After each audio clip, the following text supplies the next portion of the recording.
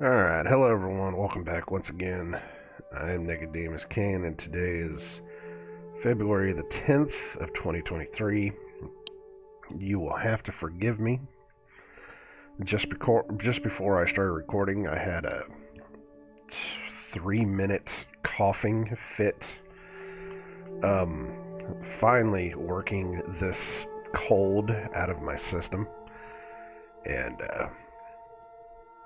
I guess my lungs this morning decided that they wanted to go ahead and stick it to me. So, yeah, sat here hacking up my lungs. But I feel pretty good now. They feel open. I don't want to get into too many details, but all I can say is, you know how it is when you get an obstruction out of your lungs and all the air just goes flowing into that spot where it couldn't get into before, and you're just like, your lungs are like, what is this? What is this new thing that's happening? What is this thing right here? Oh, and it's all like, you feel it. That's where I am right now. I'm feeling it. I'm definitely feeling it. It feels weird, and my throat is now officially raw. But at least my lungs are open, for the most part. I cannot say that I will not be coughing as I speak today. Like right there, as a matter of fact. So it is a Friday, and on Fridays, instead of doing Jeremiah, we go back to Ecclesiastes. I haven't done this in a while. I said I was going to go and read through the rest of this because we started it, and I said I want to finish it. And it was mostly because, again, the line, "He who increases sorrow," or "He who increases knowledge increases sorrows." That was about a month and a half back now, wasn't it? I went over to my father-in-law's house, and he told me that. So we're on chapter 5. I want to make sure. It's been so long since I've done one of these. I actually want to make sure that's right. Let me see. Let me go to my channel. Let me check and make sure. Yes, we are on Ecclesiastes 5. All right. So what I need to do, actually, I have Jeremiah 42 pulled up with my Strongs, and I need to... Alright, there we go. Alright. So yeah, it's going to be a little bit loose. It's going to be a little bit, not as... What do you want to call it? Are the Jeremiahs even structured? I mean, seriously, do they even sound like they're structured at all? I just read them. What the world? It's a little bit more loose because, like I said, it's a Friday, man. It's according to their calendar, of course, it's a Friday,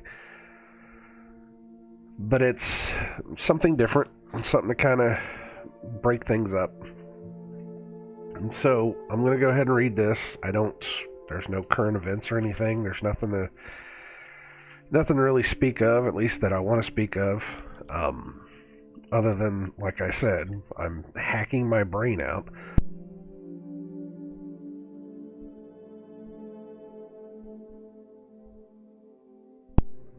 And it feels like I have even more in my lungs. That's, what do you want to call it? The clean out after a cold. It's the gift that keeps on giving. But we're gonna pray to the Father that it doesn't bother us too much. As I read, I hear one of the grandbabies up there crying. He must be waking up. The other one, our granddaughter, she came down. They're living with us again, but she came down, I don't know when, and snuck inside of our bed. So she slept with us all night.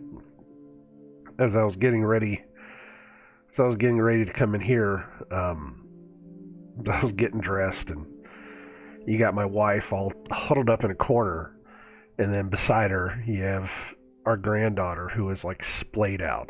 We have a king size bed, so we should be able to fit all three of us comfortably. But of course,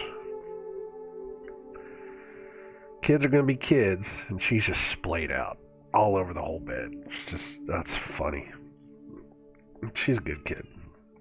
But yeah, the 6-month-old is up there. I hear him crying. Hopefully his mom's up there.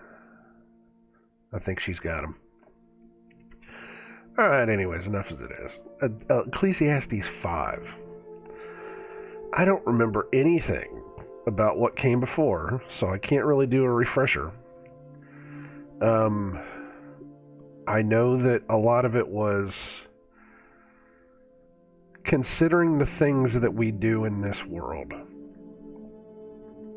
They don't really mean much. It's all vanity. It's all stuff that we do for ourselves. That when we pass away, what's left? We pass it on to somebody else so that they can take it and they can run with the vanity of this world.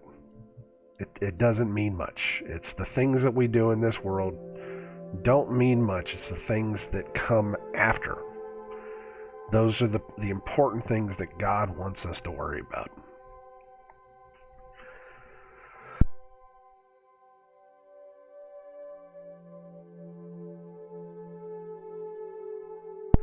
Alright. Just another cough. Got another something up. Alright. Feeling better and better. Which is about time, man. It usually takes 2 weeks to get over it. It takes a while to get it out of your system. Oof. But yet again, there's that cold feeling inside of your lungs like, oh, what's this air? What's this new thing that's happening? I can breathe. It's amazing. Anyways, it is about, again, the things that we do, the things that we see, everything that is happening in the world. This is also where we get there's nothing new under the sun.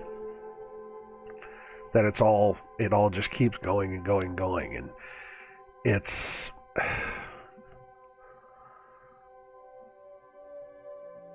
it's almost not even worthwhile for us to work on these things, to gather all these things.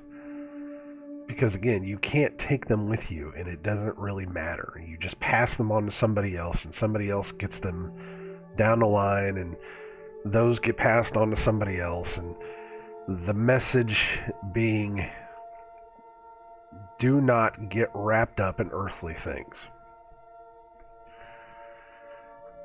Because honestly, it will all fade away. So, Ecclesiastes 5.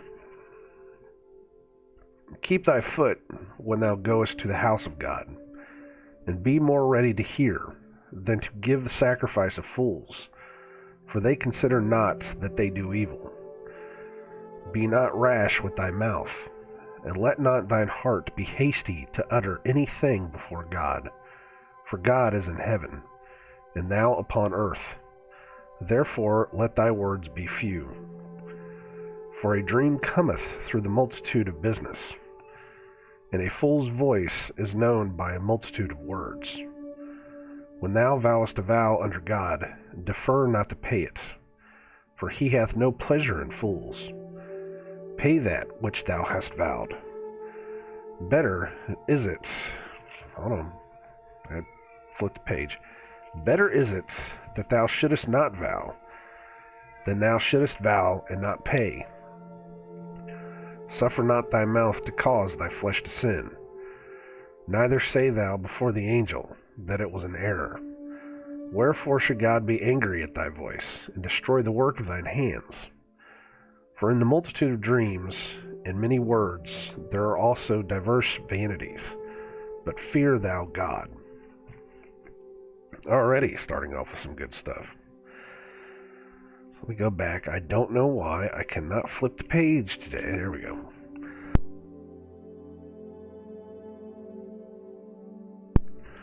Alright, starting back from the top. Keep thy foot when thou goest to the house of God, and be more ready to hear than to give the sacrifice of fools, for they consider not that they do evil. Be more ready to hear than to give the sacrifice of fools. Now remember, I have come to learn, and I have come to understand, God has not, He doesn't want the sacrifices. He never did. Who makes the sacrifices? Those that have sinned. Those that are cleansing their sins. They bring the sacrifices. They ask for the forgiveness, because the law always said, if you do this, then do this. It's usually in order to cleanse yourself of such and such, you have to sacrifice X amount of whatever. That is the sacrifice of fools. Those that go off and do the evils of the world. I'm sure there's probably some sacrifice that you're supposed to do just as simply as an oblation, every week or whatever. That doesn't have to do with sins. I'm sure there is. But for the majority of it, it is, if this happens, then you do this in order to cleanse yourself of sins. Be more ready to hear than to give the sacrifice.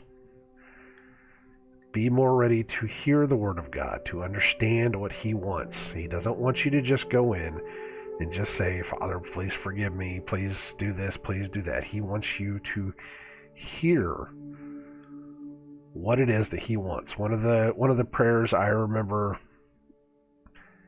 hearing, somebody said, when you pray to God, if you're asking for forgiveness and you're asking for understanding and all the other stuff, ask the Father, what do you want me to do? What is the thing that you want me to do that I can change today? Something that I can do to change, to serve you. What is it that I'm missing that you need me to do? And that is simply, that's opening your ears. That's listening to Him. That's wanting to find out whatever it is that He wants you to hear.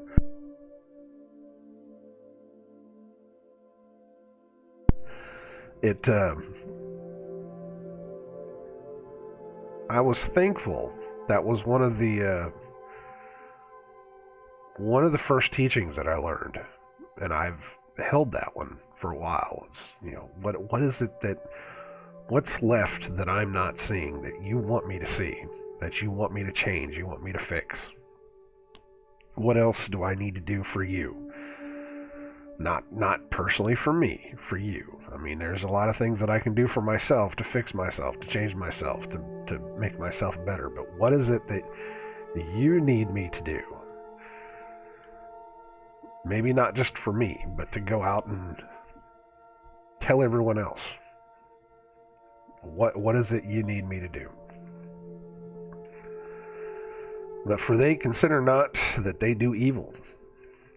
So verse 2, be not rash with thy mouth, and let not thine heart be hasty to utter anything before God.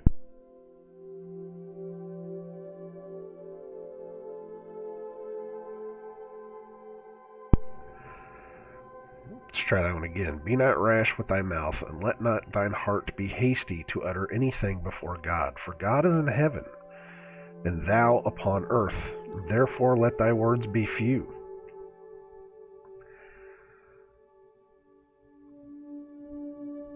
to watch yourself. God is in a place far above where you are right now. Do not be rash. Do not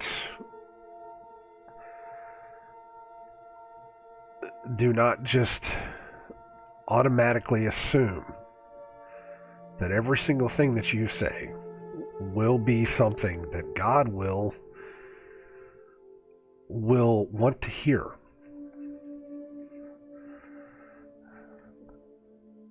Now, I know a lot of people like to,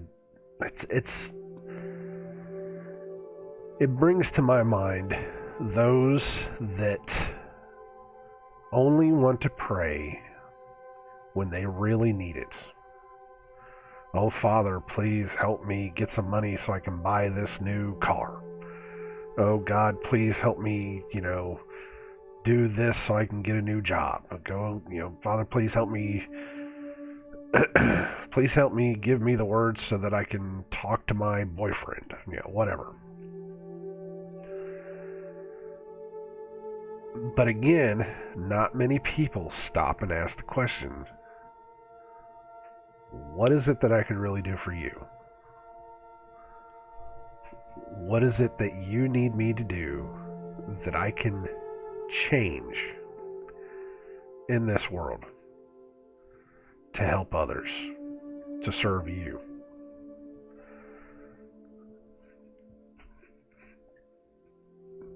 Because you have to remember, he is in a completely different world than we are.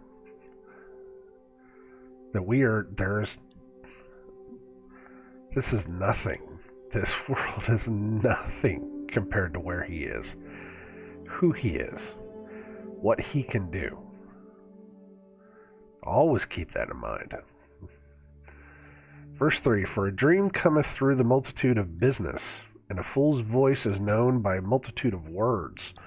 I have to know what business means. Occupation, task, job. For a dream cometh through the multitude of working, of travail, of business, and a fool's voice is known by a multitude of words. Well, that's the truth. When thou vowest a vow unto God, defer not to pay it, for he hath no pleasure in fools. Pay that which thou hast vowed. Which is something that I prayed about a couple weeks ago, actually. I think it was last week. I specifically remember this one. I felt like I broke a promise. I promised God something very specific, and I came back to him and I said, I feel like I have broken a promise to you.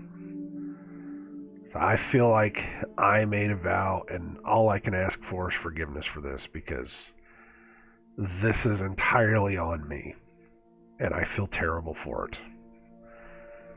This is the same thing. When you vow something to God, when you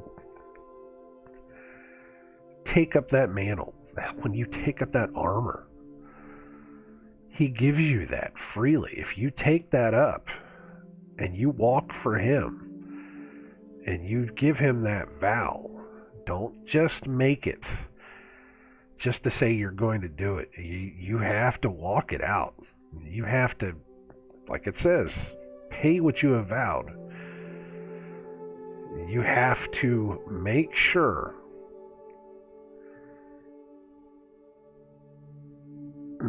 you pay that back to him.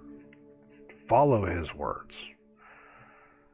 Follow his commandments. And a lot of people like to say, oh, well, the commandments of the law. The commandments are his commandments. If your father tells you to do something, you need to do it. He's your father. He tells you these commandments because he wants you to be better. It is amazing how so many people will get wrapped up in, oh, no, that's a law, we can't follow that. That's like yesterday. Yesterday is a perfect example. I'm out of tissues. Oh no. Oh no. Um, Yesterday was a perfect example. Um, Everybody's talking about the new Harry Potter game. Now, I really have, I really have no place to talk, and I understand that because I have things in the house that you can very easily consider to be magical items. Um,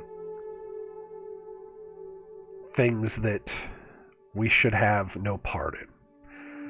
But one YouTuber who came from the background of doing video games, of doing entertainment, of doing all these things, um, she's kind of made that turn to where she has let her Christianity override more of what she does. She's starting to talk more about the things that are happening in the world and just how truly satanic things are. Because she's older. You know, she started doing what she was doing like 15 years ago.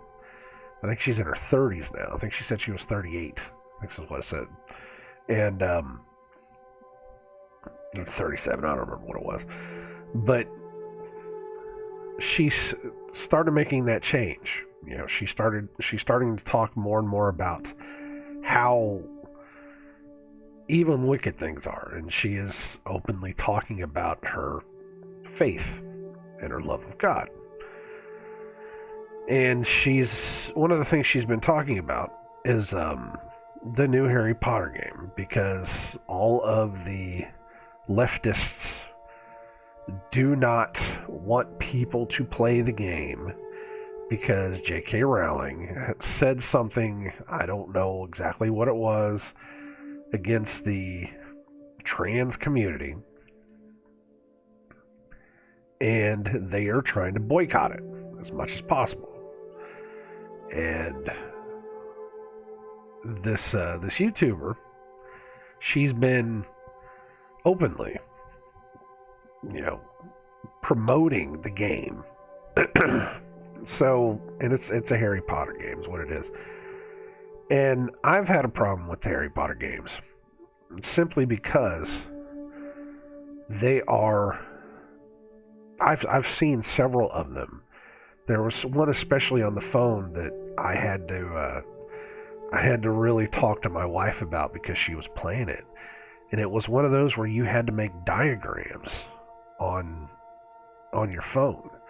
And I had to tell her, I said, do you even know what half those diagrams are? She said, no, it just tells me to swipe here, swipe here, swipe there. I said, you may be making demonic sigils on your phone. You don't even know. It's the same thing as all these other ones where, you know, if you wave a wand a certain way, you may be making demonic sigils in the air. You don't even know. The names of the spells that they cast could be invoking something. You don't know. If you don't know the truth of what you're doing, you could very easily be manifesting something that you don't need in this world. You wonder why we have so many problems. And but she had made something, she had put out a tweet that said something like, you know, all the lefties are going crazy because, you know, the new game and all this. And I've had such a problem with it because there's so many people that are talking about this game now. It's, in my mind, that would be the perfect way to introduce a game, is to create negative feedback against it that would cause the majority of people to want to play it just to piss off the minority of people. That's what it feels like. It's exactly what it feels like. It feels like They created a crisis in order to get the majority of good people to fall into, well, let's just be honest with it, fall into like a demonic spell. That's what it feels like to me. It feels like it's been very manufactured. But I asked her, I simply asked the question, what was her opinion on what was her opinion on having a game like this pushed when, as a Christian believer, having this game pushed when the Bible itself tells us to have no part in magic, no part in wizards, no part in any of this stuff. What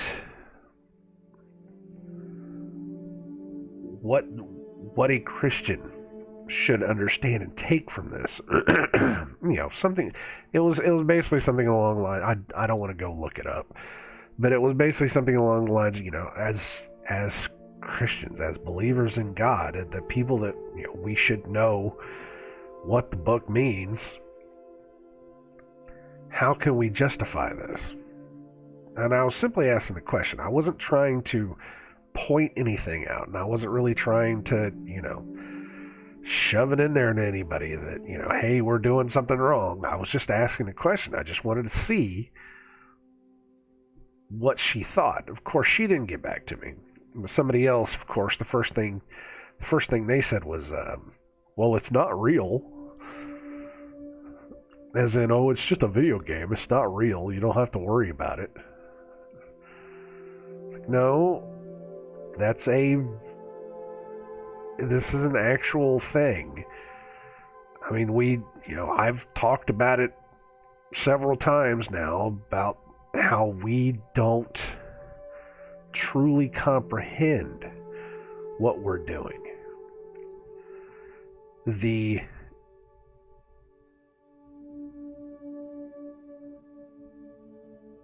Not only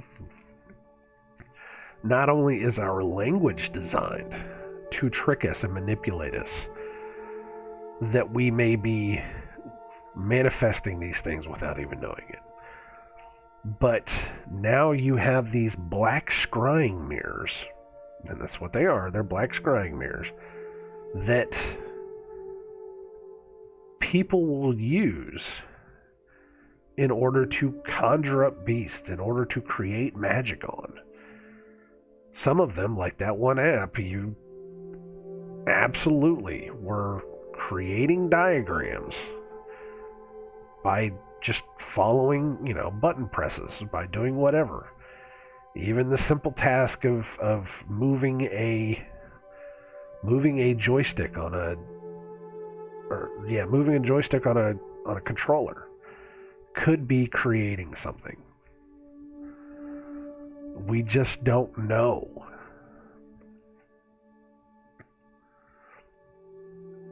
And we have to be careful. We have to really, really be careful, because there is a lot of this going around now. That there is a lot of manipulation. I have already said before, the devil doesn't play fair. Why should he play fair? The devil has been given the ability by God in any way he wants to control us and manipulate us. He cannot directly force us and harm us, but he can trick us and deceive us. And I have said many, many times over that one of the biggest tricks he pulls is to manipulate us away from what the book says. Saw me the other day. It was, did God really say? It was Adam and Eve, or it was Eve and the snake. He was talking about, did God really say that? And then, the picture next to it was, what was it?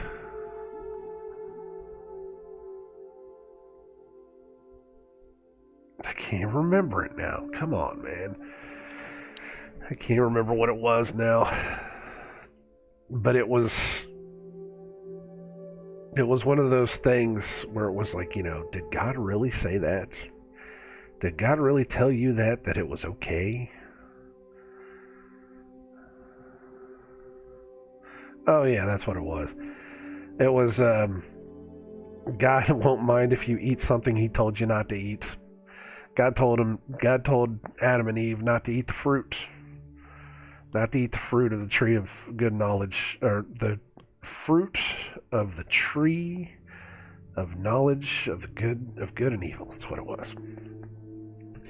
And the picture beside it was was two people in the backyard eating hot dogs off the grill. It was one of those things that it's what it is. Are you sure? God said it was, So it was like, it's okay. It's okay to go against God's word. It's all right. Don't worry about it. It's okay to, eat the meats that he told you not to eat. It's okay. It's all right. It's okay to play the video games with magic on it, even though God says have nothing to do with it. And I'm just as guilty. I was not trying to be hypocritical about it whatsoever. I just wanted to have an opinion from somebody else. Simply put, full stop. But that is pretty much the answer that I was expecting to get, is that it's not real. Oh, we don't have to worry about it. It's not real. Now, I didn't get a decent answer on what was real. Is it real? Is it not real? The game is not real? Or is it that you don't consider the word of God telling us not to have anything to do with magic and witchcraft? Do you think that's not real? What do you suppose is not real in that situation? Just stuff to consider. We live in very deceptive times, and we have to figure out what we're going to do here. How much of this we're actually going to follow. How much of this we're actually going to understand. How much of the commandments we're actually going to, really listen to. I'm not even talking about the law anymore. I'm talking about commandments. Was what, going back to our reading Jeremiah, was what God told Jeremiah at the beginning of Jeremiah, was that the law? Or was that a commandment? Figure it out. We have to figure this stuff out. I'm going to keep going, though. I'm starting to get way off track. Verse 5. I know, we're only on verse 5. Better is it that thou shouldest not vow than thou shouldest vow and not pay.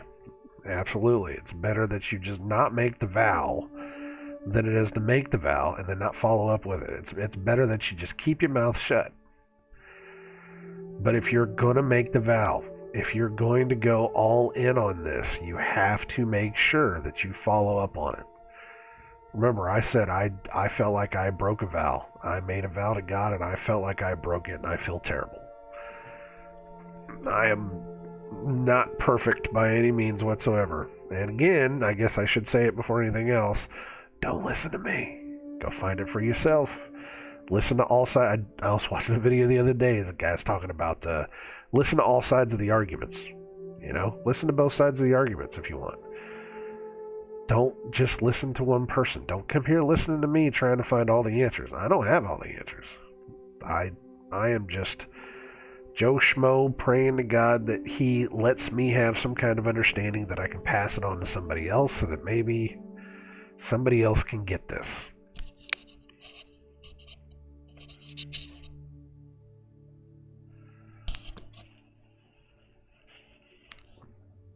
Because somewhere along the line, somebody let me understand it. Somebody let me understand it so that my life could be better. All I'm trying to do is help others. Verse 6, suffer not thy mouth to cause thy flesh to sin.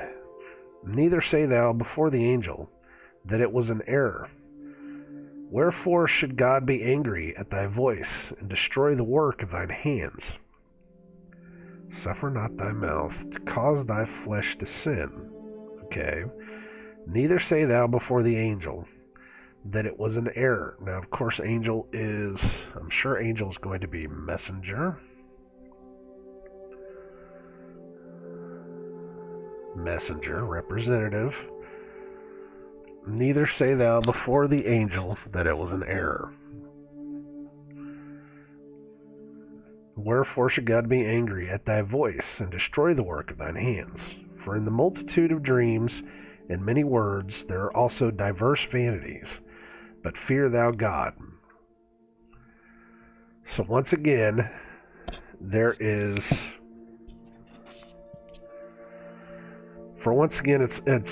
pointing to the things that we do in this world.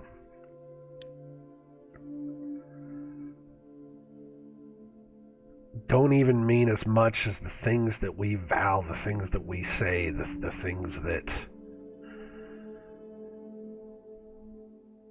things that come out of our mouths can cause us to sin even more than the things that we do in this world. Don't make vows you can't keep. Don't let your words cause your flesh to sin.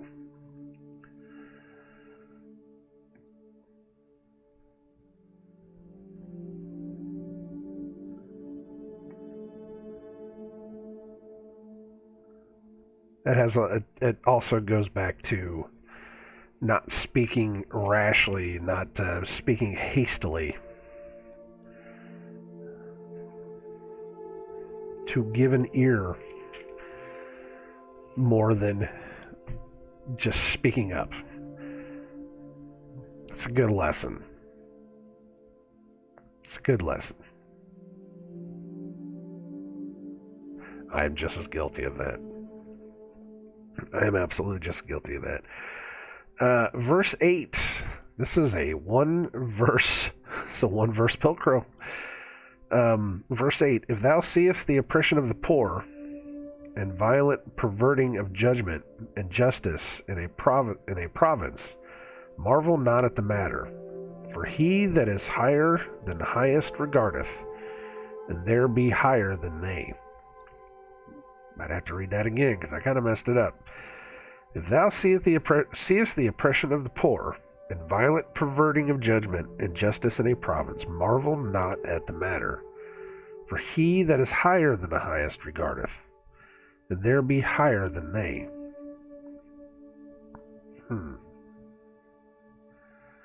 Marvel not at the matter if you see the oppression of the poor and violent perverting of judgment and justice in a province.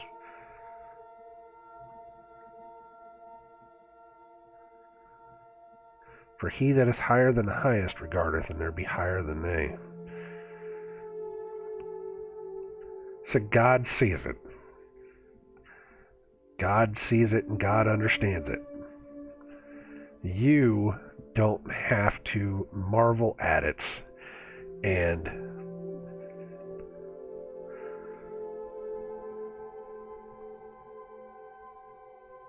I almost don't want to say try to fix it. God knows it's happening. I think more than anything, what's the line where it says that God will hear the cries when the cries become too much? That is whenever he will have to do something, but until then, he hears it, he will understand it, he will repay all of that back. I think it's what it was. I don't really remember. Let's keep going though. I think I might have to cut it short because I think there's a lot of noises going on out there. I think everybody's starting to wake up. So I might have to finish this. Verse 9, moreover, the profit of the earth is for all. The king himself is served by the field. He that loveth silver shall not be satisfied with silver, nor he that loveth abundance with increase. This is also vanity. When goods increase, they are increased that eat them. And what good is there that to the owners thereof, saving the beholding of them with their eyes? The sleep of a laboring man is sweet, whether he eats little or much, but the abundance of the rich will not suffer him to sleep. There is a sore evil which I have seen under the sun, namely, riches kept for the owners thereof to their hurt. But those riches perish by evil travail, and he begetteth a son, and there is nothing in his hand. As he came forth of his mother's womb, naked shall he return to go as he came, and shall take nothing of his labor, which he may carry away in his hand. And this also is a sore evil, that in all points as he came, so shall he go. And what profit hath he that hath labored for the wind? All his days also he eateth in darkness, and he hath much sorrow and wrath with his sickness. Alright, back up to 9. Moreover, the profit of the earth is for all. The king himself is served by the field. He that loveth silver shall not be satisfied with silver, nor he that loveth abundance with increase. This is also vanity. You remember I say it all the time, evil snowballs consistently. If you want more than you have, you will always want more than you have. Very few people will get exactly what they want and stop. They will always want a little bit more, and a little bit more, and a little bit more, and it increases. It constantly increases and snowballs. I've had this happen in my own life, as a matter of fact. Is that once you get to that point where it's like, you know what, I feel like I'm fulfilled. You're just like, no, there's something else. There's one more thing. There's always just one more thing. That's the way evil is. Evil snowballs consistently. I actually had an argument with myself about whether it was constantly or consistently. It's consistently. It's not constantly. The evil will stop eventually. It's consistently, which means it grows and expands out. And at the same pace, constantly consuming everything, consistently consuming everything as it goes. More and more and more. And it never stops until you put a stop to it. And it's the same way with man's need and greed. Is he will always want a little bit more. And a little bit more. You know, it always just takes just a tiny bit more off the top. When goods increase, they are increased that eat them. And what good is there to the owners thereof, saving the beholding of them with their eyes? Boy, that's a big one. Good. There's one for you right there.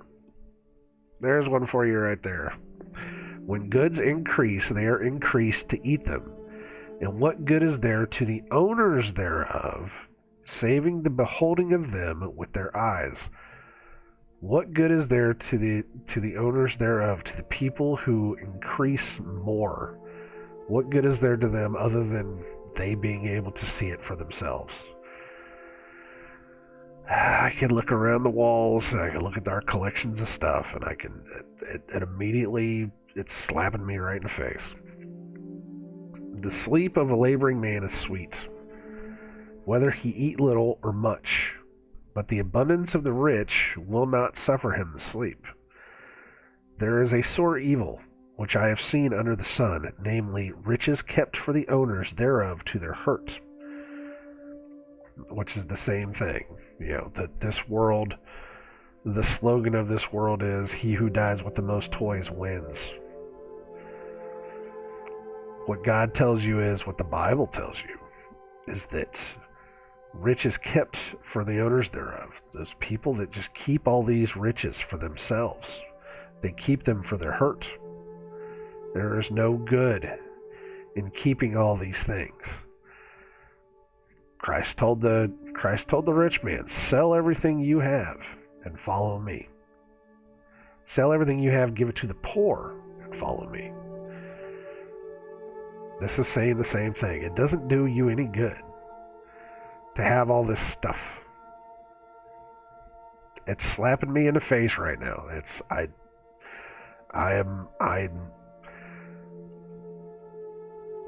one of those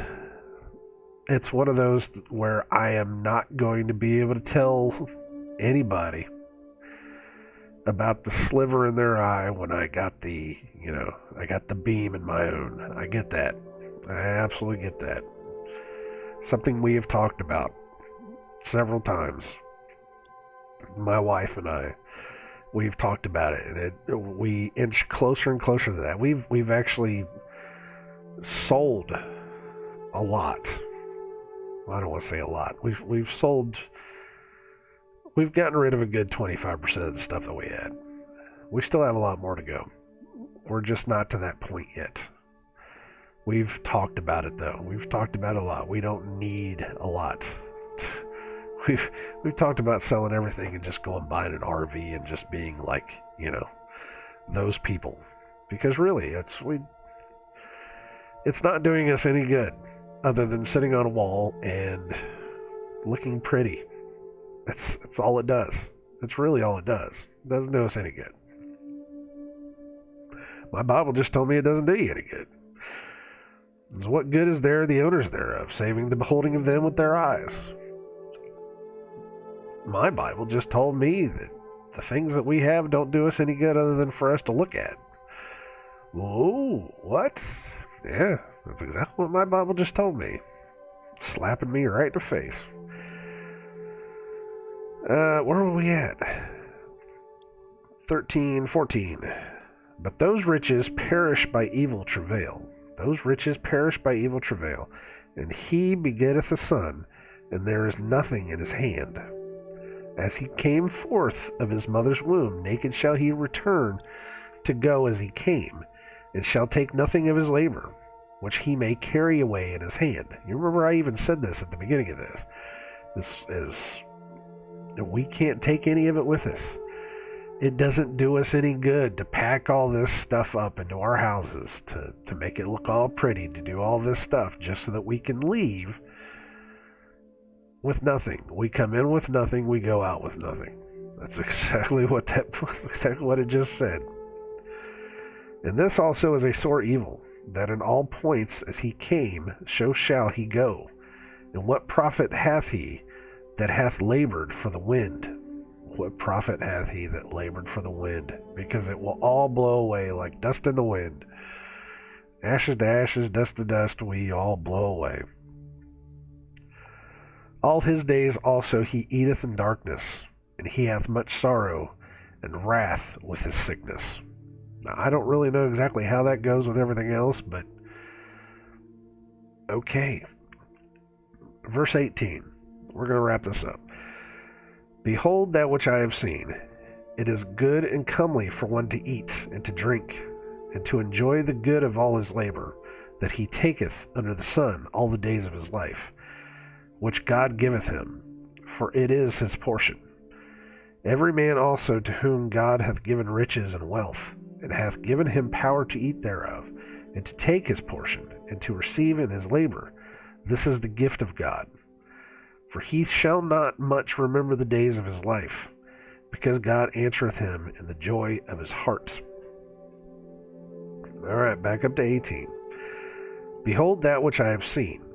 It is good and comely for one to eat and to drink, and to enjoy the good of all his labor, that he taketh under the sun all the days of his life, which God giveth him, for it is his portion. It is good and comely for one to eat and to drink, and to enjoy the good of his life, for it is his portion. That's what God has given you. It is good to eat and drink and to take in your portion, not more than your portion. not the riches, not all the others. Take in what you need, what God has given you. Has God given me all this? I probably have way more than I need. I have said this before. I have way more than I need. And it's sad.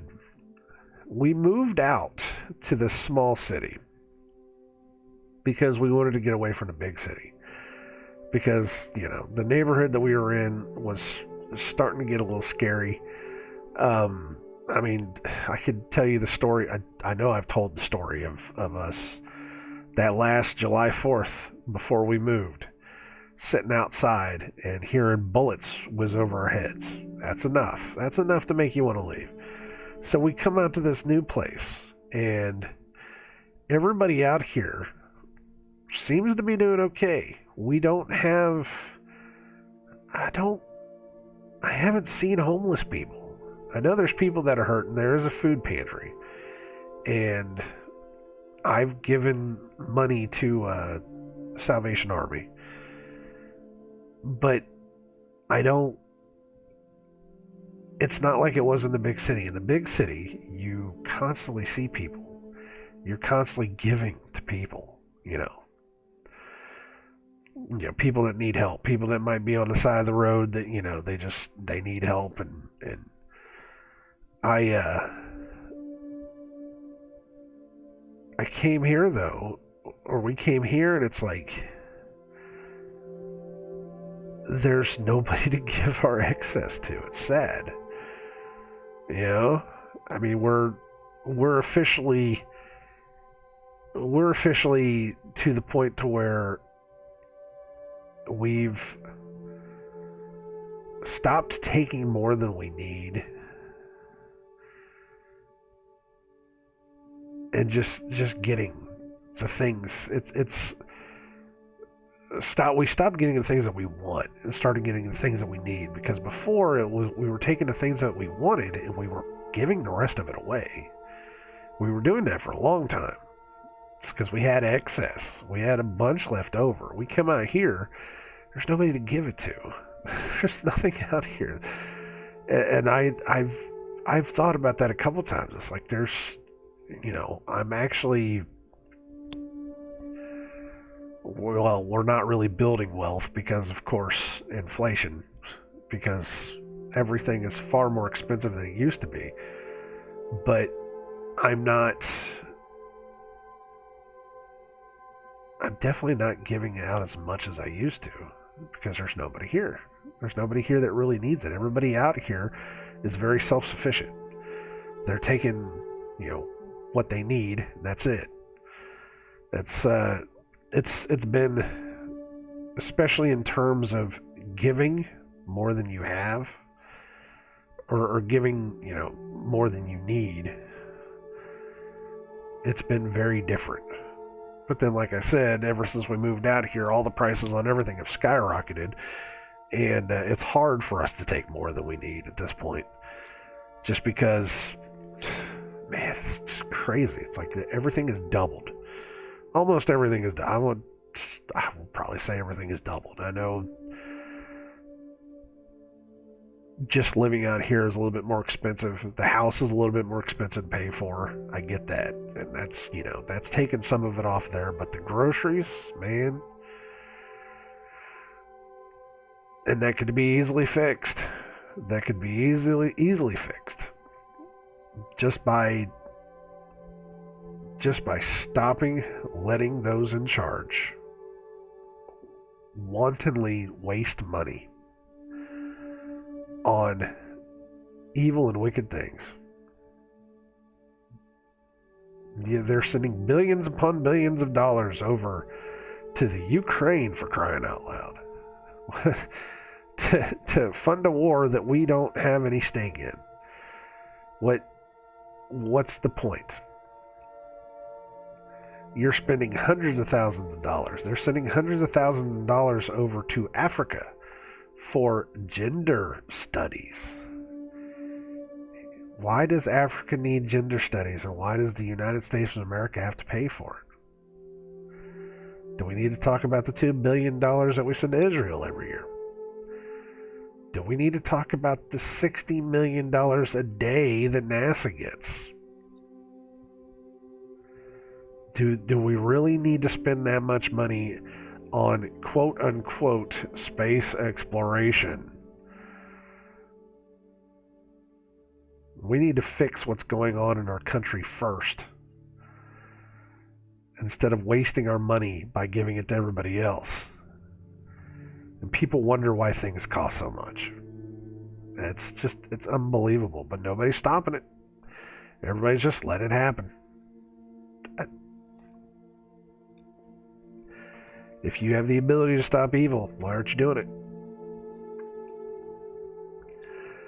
And again, I can't do it by myself. I could sit here and I could talk about it all day, and what's good, what good am I going to do? I'm doing as much as I can. It has to be as many people as possible getting up all at once. But so many people are so satisfied with just sitting on their ass on a Sunday watching football, watching basketball, doing whatever they do. They're so satisfied with that. Now we're coming back around into baseball season. They do this to you deliberately so that you are constantly consumed with entertainment every day of the year. Every single day of the year. It's not a coincidence that the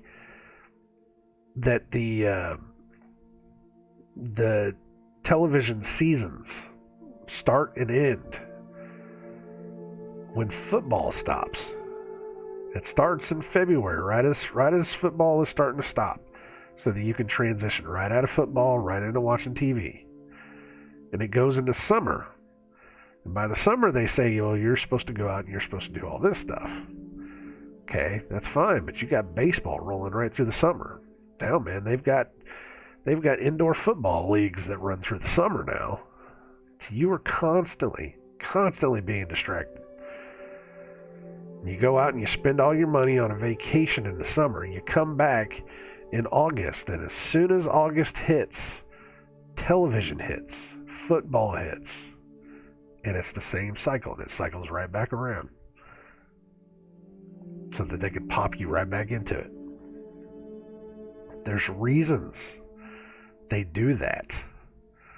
There's absolutely reasons why they do that, to keep your brain occupied so that you will never stop to think, well, hey, wait a minute, maybe it would be better if we stopped spending all this money on useless garbage and maybe actually helped people. And what's the number one thing you see whenever you're watching television? Is ads. And they have increased the ad time almost as consistently as evil snowballs. They've increased the ad time ever since they started television. It used to be to where you would only have 5-10 minutes of advertisements per show back in the 60s. And then by the 70s and the 80s, it went up to maybe 10 minutes, 10-15 minutes.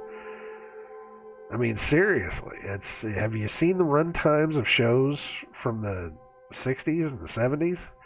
Then seen the run times from the shows in the 80s? Have you seen the run time of shows now? You're lucky if you get 45 minutes out of an hour-long show. You're lucky if you get 20 minutes out of a 30-minute show. The rest of it is advertising. Not only do they want you dulled down, watching your TV, playing, watching your sports, doing your whatever it is. They want you buying. They want you consuming. They want you buying more than you need. He who dies with the last toy, he who dies with the most toys wins. That's the mantra. I've talked about the father of advertising, where he came in and he said, you know what, we need to make it to where people are buying things that they want instead of things that they need. And that's the evil of the world. That's the evil of the world that consumes us all. It's hard to break out of that. It's very hard to break out of there. There are still days where for a long time there, I would have weeks where I would have bought myself something. Little things, And just buy them, either going out to the stores or buying them in the mail. And I would expect something in the mail every day. Or, as soon as that paycheck came in, I'd go out and, spend some money. Do whatever. I still buy myself something occasionally. I do that. Not nearly as much as I used to. Whew. But it is still hard to get out of that consumer mentality. They want you to constantly buy something. So much so to the point that it's an addiction. I absolutely admit I became addicted to spending money. And I'm sure there's many, many other people out there that probably have the same problem. They just can't admit it. But that's how unfair Satan is playing this game. That's how unfair this is. It's the little brainwashing things to get you to be more in love with this world than to be in love with anything else. Buy the newest thing, have the newest phone, watch the newest shows, be entertained. Now you've got TikTok. TikTok is ruining an entire generation of children. Absolutely ruining. It's like double fold. It's like they are being brainwashed and manipulated by the nut jobs that are on there, wanting to become the nut jobs that are on there, sacrificing their intelligence, sacrificing their time and energy, their souls, sometimes sacrificing their lives in some of these stupid challenges that they do. All for the sake of attention. You want to talk about everything being vanity? Oof. TikTok is vanity. From top to bottom. Not only that, but they are officially starting to say now that it damages your brain. That your cognition, your cognitive functions actually decrease. Because it ruins the part of your brain that's, I don't remember exactly what they said it was. It's some part of your brain that, handles how you think and how you understand. It will actually rewire and ruin that part of your brain, the way that it works. People don't want to hear it. People don't want to give it up. It's a nightmare, man. I can't believe I went for 40 years of my life just to wake up into a nightmare. And that just within the past 5 years, this nightmare has become so bad. We weren't like this 5 years ago. It's just been 5 years. It's absolutely insane. 6 years. I mean, if you want to go 6 years, go 6 years. It is absolutely insane. Just within 6 years. Within 6 years, we went from things being moderately normal to now we have trans kids. 6 years. The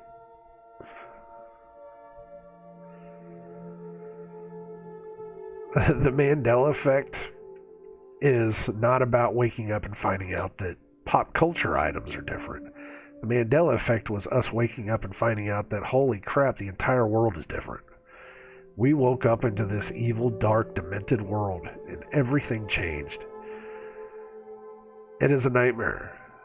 Do you want to absolutely understand, this whole thing with CERN turning on the reactor and maybe something changed in the past, and how evil people everybody have suddenly become, and how all this darkness can just magically pop up out of nowhere, and all this stuff just within the past however many years. That's what's going on. So we've officially entered into some dark, evil dimension. I don't know how it happened, but it just happened, and it was almost overnight. And it's just been within like the past 5 or 6 years, and now everything's flipping, flip-flop right over on top of his head. Your Bible says this would happen. Your Bible warned you this would happen, but nobody wanted to listen. Nobody cared.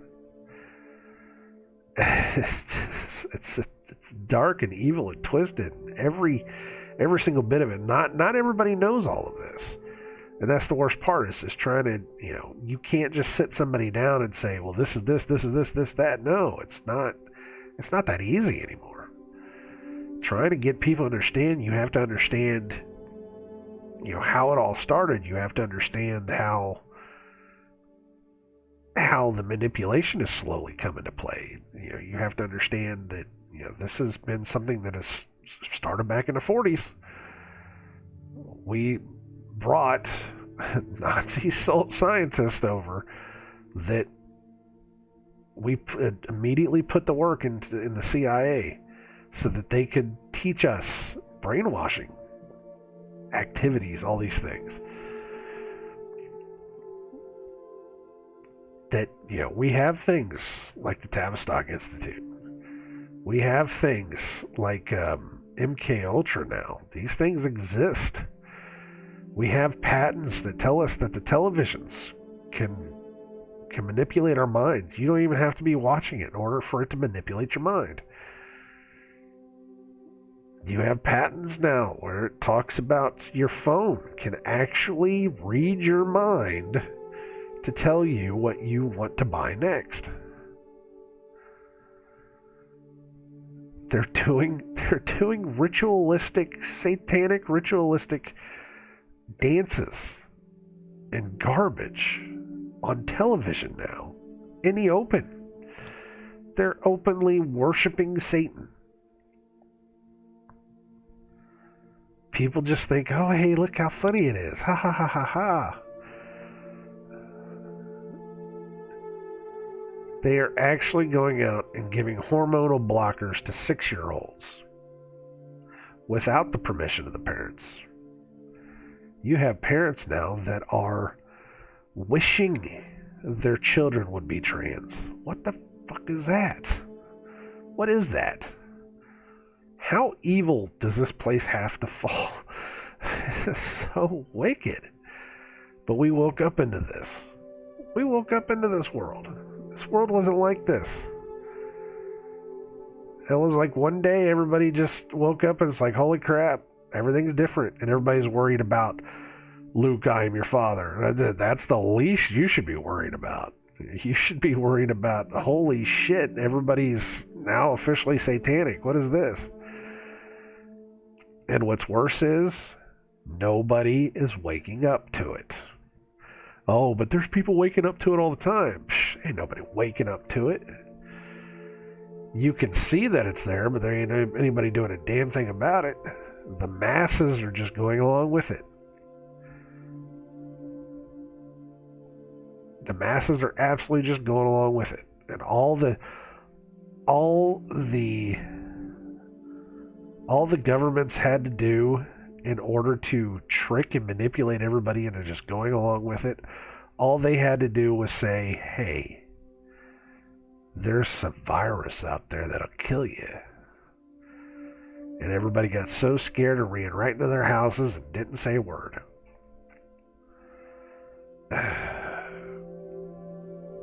It's dark and it's evil.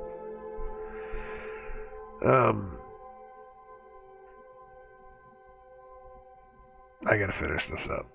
Let's go back to 18. Behold, that which I have seen, it is good and comely for one to eat and to drink, and to enjoy the good of all his labor that he taketh under the sun all the days of his life, which God giveth him, for it is his portion. It is his portion, not more, not less. It is what God gives you. Every man also to whom God hath given riches and wealth, and hath given him power to eat thereof, and to take his portion, and to rejoice in his labor. Labor, this is the gift of God. If God has given somebody riches and wealth, and his portion that he takes, that's what God has given him. God gives riches and wealth, but it is his portion. Not more, not less. And if he is given those things, God says that he will give us these things. He will give us what we need, when we need, how we need it. And if we have more than somebody else, guess what? You share that with the people that don't have it. That's exactly what the Bible has said over and over again. That's what it says. It doesn't say, God gives you wealth, you know what? Pray for more. It never says that. It never says, God gives you all this wealth and all this fame and all of this, whatever. Have a little bit more. Take more. That's what most of these people do now. That's how you know how truly evil it is, because they will always take more than they need. It even said that. Because silver will never, anyone who loves silver will never be satisfied by silver. Or anyone that, they will never be satisfied by it. They will always take more. But if it is his portion, every man also to whom God hath given riches and wealth, and he hath given him power to eat thereof, and to take his portion, and to rejoice in his labor. Not to trick and manipulate and take more than he has. There's a lot of evil corporations I can point the finger at. That's what it says, though. If God has given somebody their portion to be a little bit richer than somebody else, that's his portion. That's fine. If he's taken more than that, it's a tricky slope that a lot of people will look at and say, well, look right there. That means that God wants me to be wealthy and happy. God also wants you to share the wealth. God also wants you to take what you have and to help others. He doesn't want you to just sit on it. That's what this whole chapter is. You're going to tell me that everything that we read before this, and then it says, well, then God gives all these things, these gifts to the rich. Gives these rich and wealthy people all this stuff, and it's okay, it's fine. But you're not going to tell me that everything before this, where it says, if you give to people, help them, that means nothing. That's not a contradiction. If God gives wealth and riches to somebody, that is because he is doing God's work. Not because he has taken more than he has. That is his portion. It's a tricky teaching. It's a tricky teaching that you could become very wrapped up in, and I've had my own experience with trying to understand something like this. It's one of those things that, again, I say, I have everything on the walls, and we're thinking about getting rid of them, and we're thinking about doing this, because it may be more than what we have. But at the same time, God has thankfully blessed me over the past 6 years to get us to where we are. Because really, if I think about it, I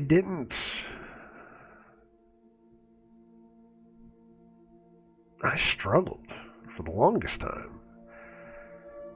Then somehow, I will tell you from my own personal experience, that when I finally accepted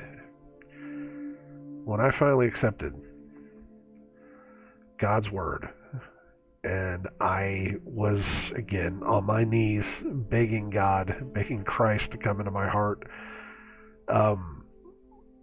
it was that moment where things started changing. I started getting better jobs. I got out of the crap that I was in. And it was like everything absolutely improved. So yes, I do thank God for what we have. Yes, I do understand that the things that I have that I don't need, we need to get rid of.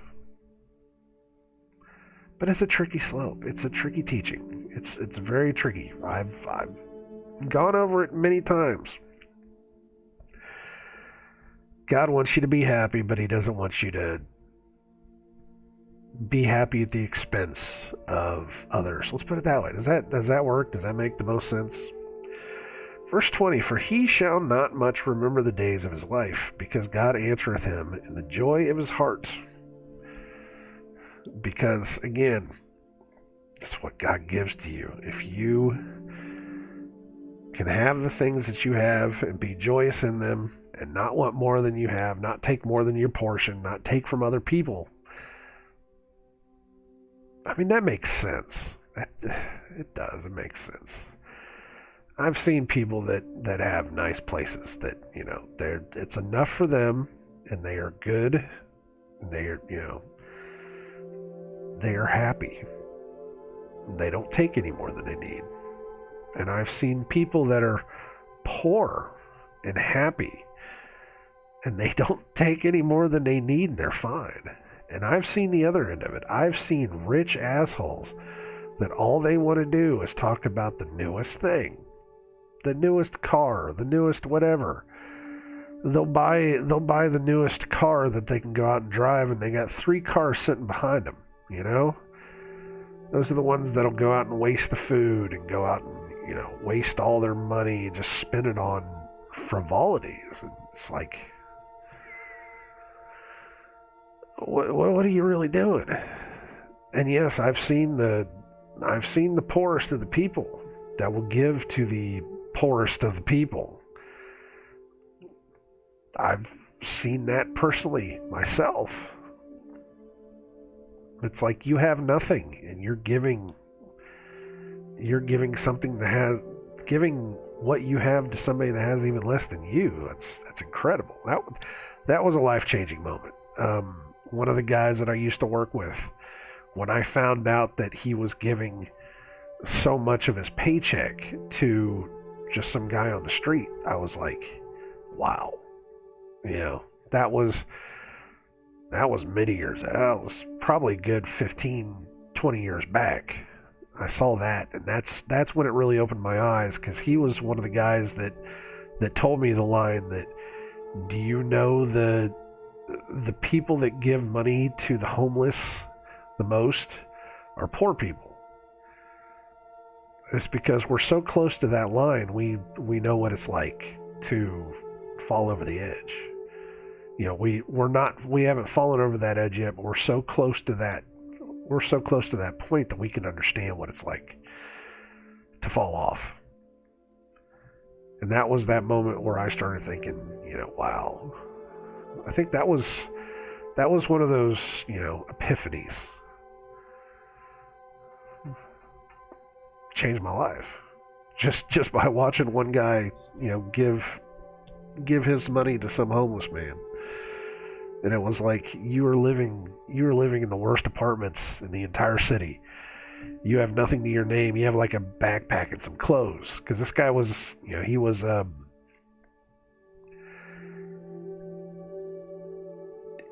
he got kicked out of his house. Didn't have very much to his name. He had basically a guitar and a box of stuff and, just a backpack full of clothes. And I used to drive him to a minimum wage job, because he and I met at this job, because I was working there too. And I would give him rides back to his apartment. It's just the worst apartments ever. I'm surprised we didn't get robbed, but it's all he could afford. And again, it's one of those things that blew my mind. He just took enough for himself and then gave the rest of it away just to be able to make somebody, And it wasn't the same guy either. I was with him I was with him a couple times whenever we get paid, because I had to take him to a place where he could cash his check, and then, he'd like tell me to drive to a certain place, and he'd be like, all right, stop for a second. He'd go in and he'd give these people money, and then he'd come back out. I was like, what are you doing? Are you dealing drugs or something? He said, no, that guy's homeless. Give him some money. I was like, what? I didn't understand at the time. I understand it now, though. It's a beautiful thing. I don't know where he went. I wish I knew where he was. I wish I could remember his name. I don't even remember his name anymore. It's sad. I only knew him for like 3 months, and then he just disappeared. It's just one day, it's just like he was gone. And I was, learned a lot of lessons from him. I really did. Wish I could remember his name. Anyways, I gotta stop. Alright, you guys take care of yourselves. God bless every one of you. Have a good weekend. I will talk to you all next week, next Monday. Hopefully we'll have a good weekend. I'm sure we will, but you guys take care of yourselves.